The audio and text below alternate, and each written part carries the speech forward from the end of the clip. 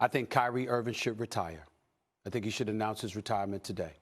Clearly, you don't want to play basketball bad enough. You know what? You're still going to get, in excess of $20 million at the very least, even though you're on the books of $33.4 million this year. Kyrie Irving has not prioritized basketball. I'm not saying he doesn't want to play all together. I'm saying he hasn't prioritized it. And how fair is that to the Brooklyn Nets? How fair is that to Sean Marks? How fair is that to Steve Nash, a coach that he endorsed bringing on board, a coach that he wanted, a coach that he fully supported? How fair is that to his brother, Kevin Durant?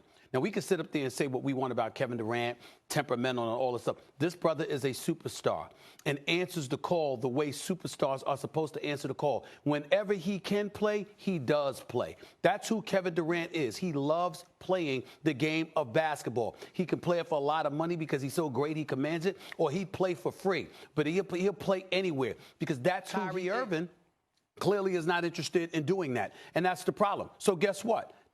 Go ahead and retire. Go ahead and retire until you know that you're committed to playing. And the reason why I seemed a bit perturbed and a bit disgusted by all of this is because Kyrie Irving, this is what's going on right now. There's a lot of stuff that's been happening in this world over the last few months, as we all know. And Kyrie Irving's heart is in the right place. He wants to do a lot of things for the community. He wants to do things to uplift the community, to address some of the concerns, the things that have ravaged our communities for many, many years. He wants to do all of that. In that regard, his heart is in the right place. Just the other day, we saw him on the phone with some congressional figure. I don't know who it was. I'm sorry, I don't have it in front of me. But clearly trying to address some of the concerns that are ailing our society and our community. We understand that. Here's the problem that I have. He acts like he can't chew gum and walk at the same time. You can do that after you fulfill. Just because you want to do all of those other things does not mean that you can't show up to work. Kyrie is not good. He is sensational. He is box office.